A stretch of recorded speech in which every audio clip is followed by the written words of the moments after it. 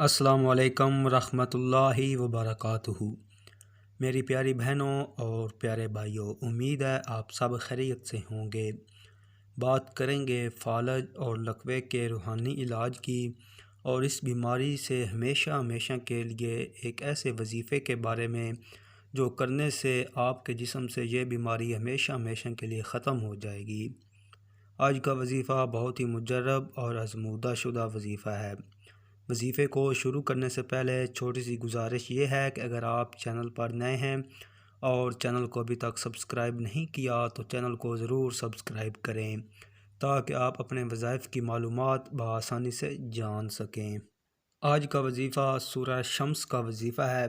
والشمس والضحیٰ والقمر اذا تلاہا۔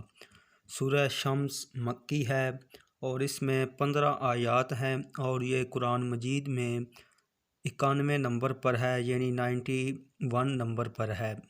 جو آج وظیفہ میں آپ سے شیئر کرنے جا رہا ہوں وہ نماز اشراق کے متعلق ہے، یعنی وہ اشراق کی نماز کے بعد ہونا ہے۔ اس سے پہلے میں آپ کو نماز اشراق کے بارے میں کچھ ڈیٹیل دینا چاہتا ہوں کہ جن میرے بھائیوں بہنوں کو نہیں پتہ ان تک بھی اس کا علم پہنچ جائے۔ نماز اشراق وہ نماز ہے جو سورج کے 1-2 نیزے بلند ہو جائیں پر پڑھی جاتی ہے۔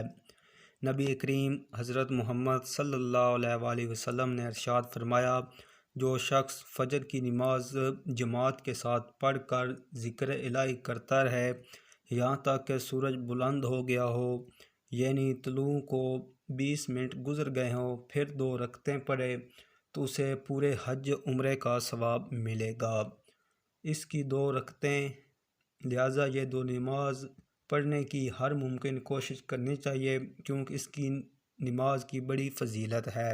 جن میرے بھائیوں بہنوں کو فالج اور لقوہ ہے تو انہوں نے نماز اشراق کے بعد صرف 1 مرتبہ سورہ شمس کی تلاوت کرنی ہے۔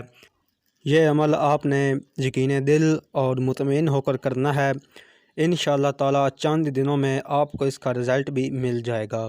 اللہ تعالیٰ آپ کو اس موذی بیماری سے ہمیشہ کے لیے نجات عطا فرمائے، دنیا جہاں کی تمام خوشیاں عطا فرمائے اور اپنے حفظ و امان میں رکھے۔ ویڈیو اچھی لگے تو ویڈیو کو لائک اینڈ شیئر کریں۔ اللہ حافظ۔